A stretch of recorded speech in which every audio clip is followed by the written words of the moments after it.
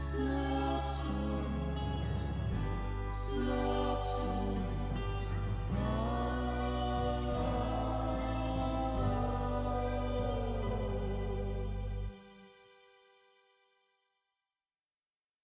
Stories presents The Harvest Moon by DePaola.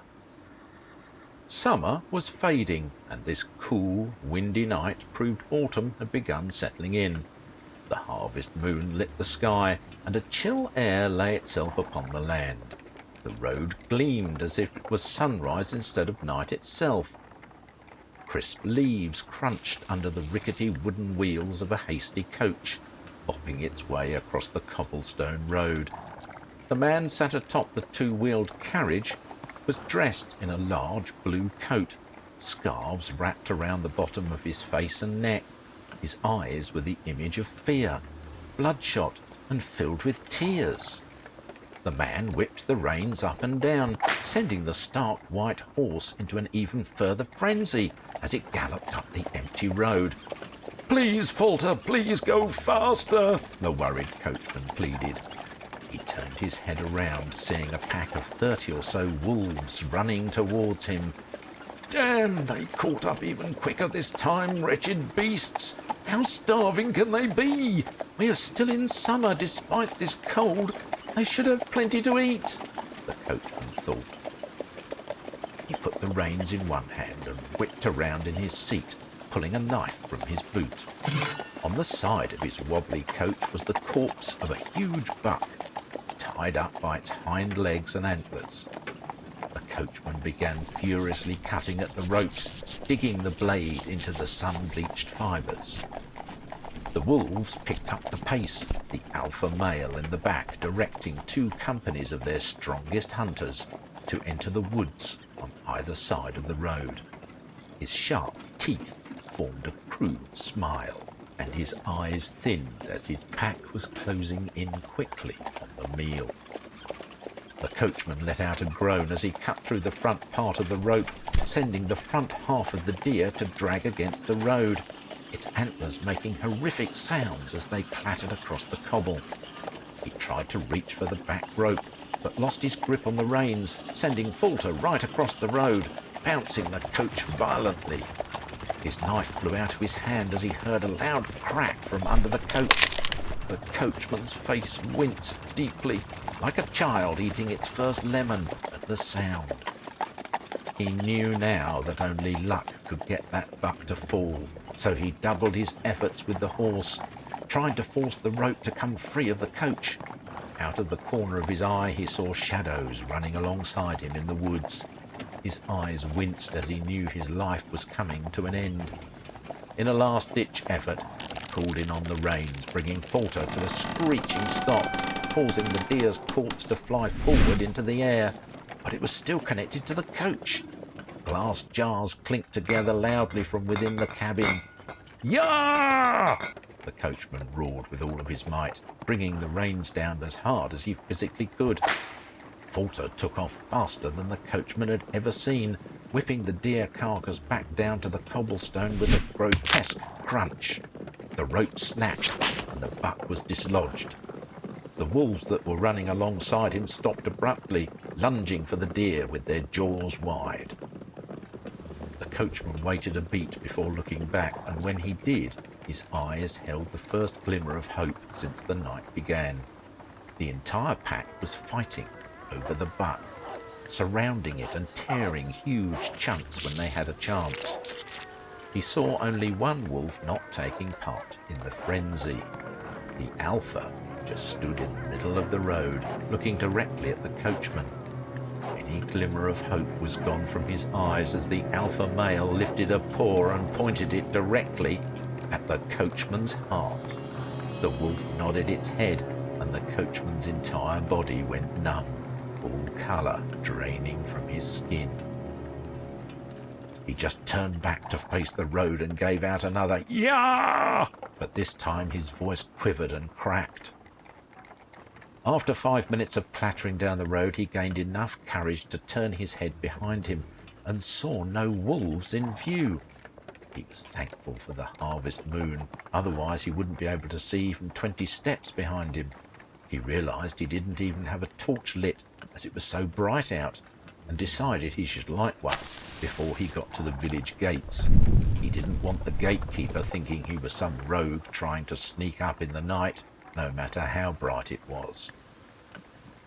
Just as the coachman got the torch lit and fastened into the bracket, the tall and sturdy wall of Oasting village came into view.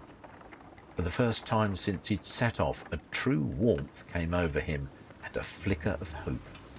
Although it was against his better judgment, he brought Falter to a slower pace so as not to spook the watchman. He slowly approached the giant studded gate and hailed the guard. "Aye, good evening to—" "It is not evening, it is the dead of night," the watchman yelled out to him.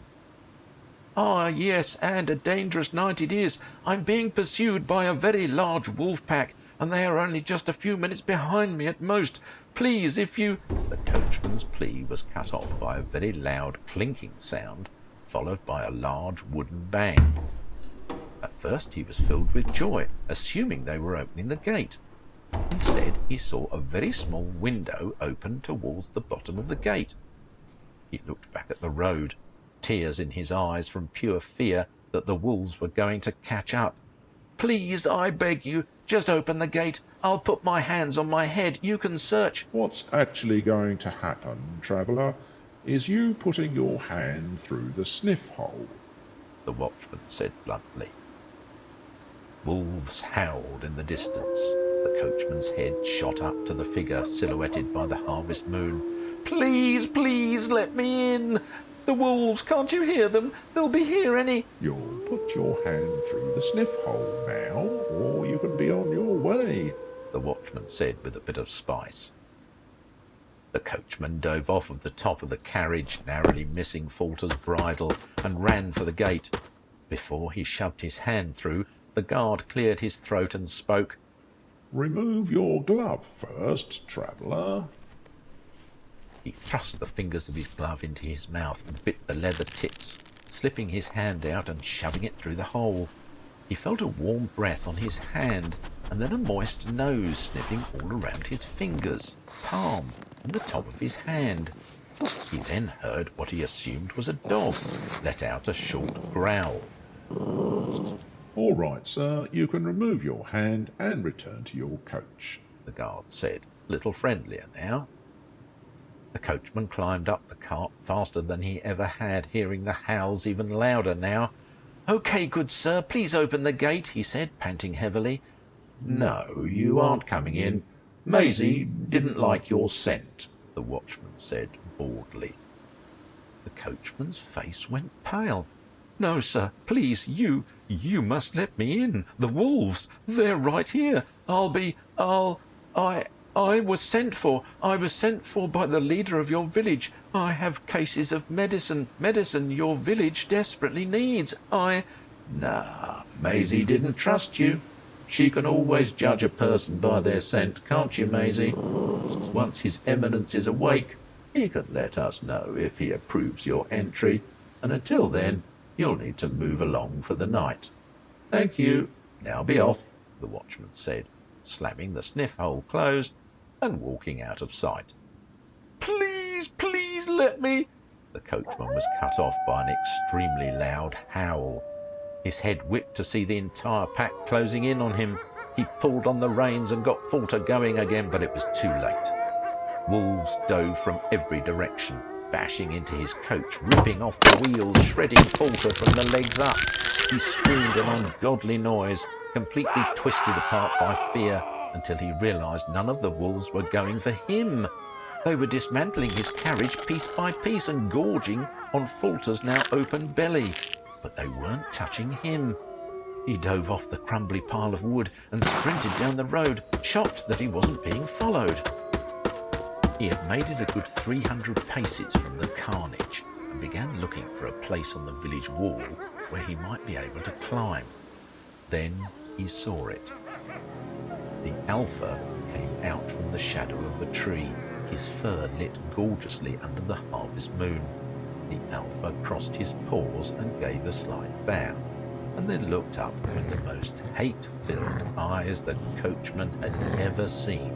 The Alpha's snout was snarled beyond recognition, each of his sharp teeth exposed.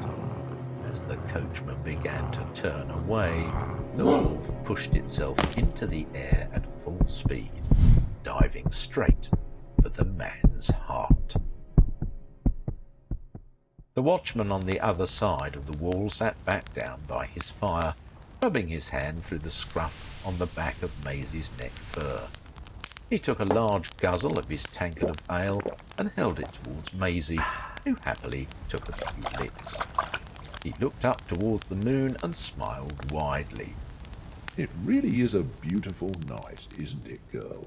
he said, finishing with a large belch.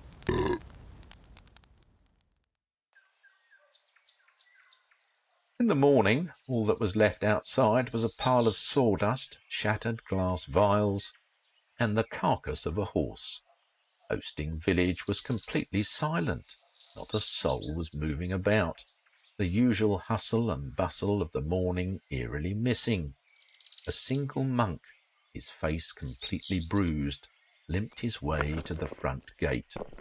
It took every ounce of strength he had, and he lowered the oasting banner and raised a bright yellow flag with a black hand in the centre. As soon as it was above the wall, he fell backward, dead as a rotten fish. Thank you for listening. I've been your Sisyphean narrator, Simon Hensby.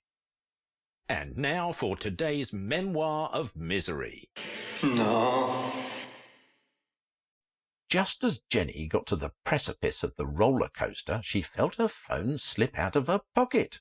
She lunged for it, but her fingers barely grazed it as it continued to fall. Not only did she lose her phone, but it smacked an older man in the back of his head before it continued towards the earth. Once the ride was over, the old man demanded that security come at once so he could press charges while she was detained.